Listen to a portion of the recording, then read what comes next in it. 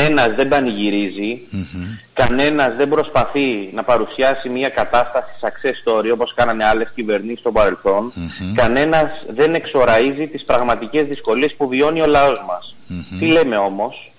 Λέμε ότι σε σχέση με την μη ολοκλήρωση της αξιολόγησης και της συμφωνίας είναι προτιμητέα η ολοκλήρωσή της, διότι η μη ολοκλήρωση της συμφωνίας σήμαινε σημαντική οπισθοδρόμηση στην οικονομία και περιδίνηση και πολύ σκληρότερες καταστάσεις, και βεβαίως δεν μπορώ να βλέπω αυτούς οι οποίοι είχαν μέχρι χθες πηχιαίους τίτλους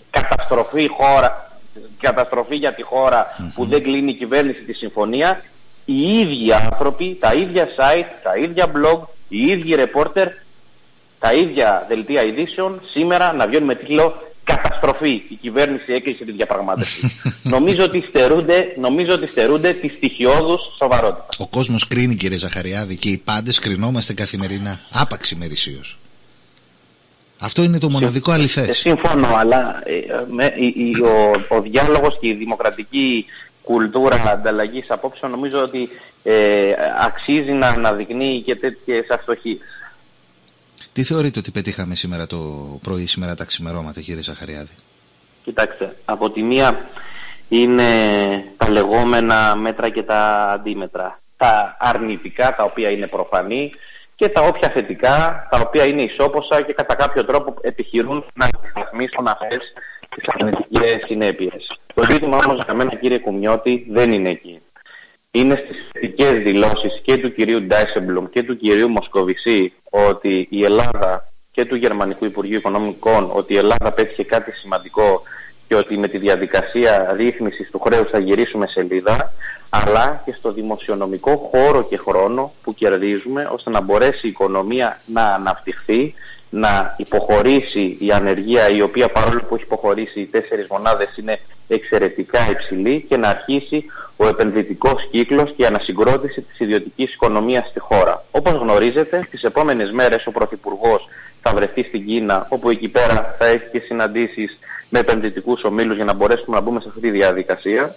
Και τις προηγούμενες ημέρες ψηφίστηκε το νομοσχέδιο για τον εξοδικαστικό συμβιβασμό, ώστε να μπορέσει να πάρει ανάσα η καταταλαιπωρημένη, η κατακουρασμένη ιδιωτική οικονομία που τα τελευταία 7 χρόνια που είμαστε στο μνημόνιο και τα 9 χρόνια που πέφτει η οικονομία έχει κατατσακιστεί.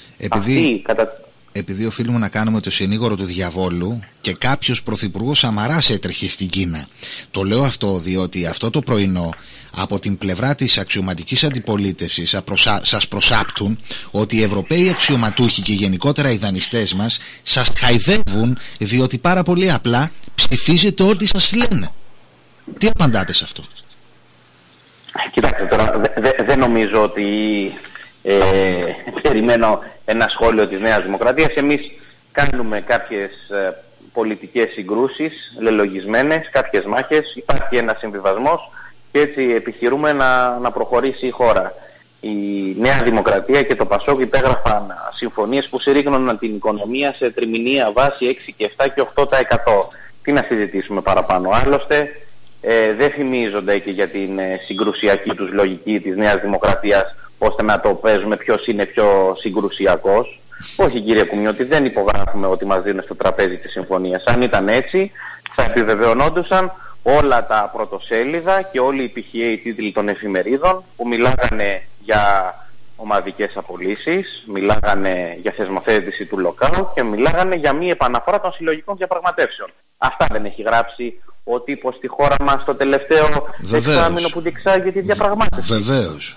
Εγώ δεν πανηγυρίζω, δεν σας λέω ότι τα κάνουμε όλα άριστα. Κάνουμε πολλά λάθη, έχουμε αδυναμίες, μπορούμε να πάμε πολύ καλύτερα στα ζητήματα της καθημερινότητας. Αλλά όχι τώρα μας κάνει και η Νέα Δημοκρατία κριτική, η οποία μας έλεγε το Δεκέμβρη ψηφίστε 4,2 δις μέτρα έτσι όπως σας τα φέρνει το Δουνουτού. Και αυτή τη στιγμή έχουμε μέτρα, αντίμετρα, θετικές εξελίξεις για τα εργασιακά και μια ευίωνη προοπτική για τα μακροοικονομικά μεγέθη της χώρας. Αλήθεια, πώς τα βγάζει? Μπορώ να κοιτάξω απολογητικά τον κάθε πολίτη στα μάτια και ειλικρινά να ζητήσω συγγνώμη για μια σειρά ζητήματα και να πω ότι σε πολλά ζητήματα μπερδέψαμε τα θέλω μας με τα μπορώ μας. Αυτό όμως έχει να κάνει με τον πολίτη, όχι με τις πολιτικές δυνάμεις οι οποίες καλούσαν διαστόματος αντιπροέδρου να φύγει η κυβέρνηση με την αξιολόγηση ανοιχτή. Μετά λέγανε ψηφίστε τόσα κι άλλα τόσα όσα σας ζητάει ο κύριος Σόιμπλε, και σήμερα μας κουνάνε το δάχτυλο, τι κακή συμφωνία είναι αυτή. Αυτή δηλαδή, όταν ήταν κυβέρνηση, τι συμφωνίες υπογράφανε, άριστες, κάνουν και παραλληλισμούς.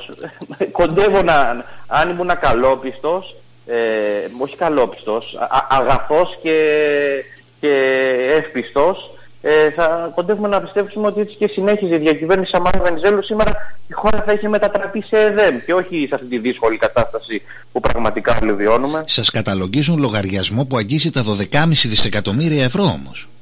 Ναι, φύγαμε από τη ρητορία η οποία έλεγε ότι χρεώσαμε τη χώρα 100 δις και τώρα έχουμε τη μια ρητορία η οποία λέει ότι χρεώνουμε τη χώρα 12,5 δις.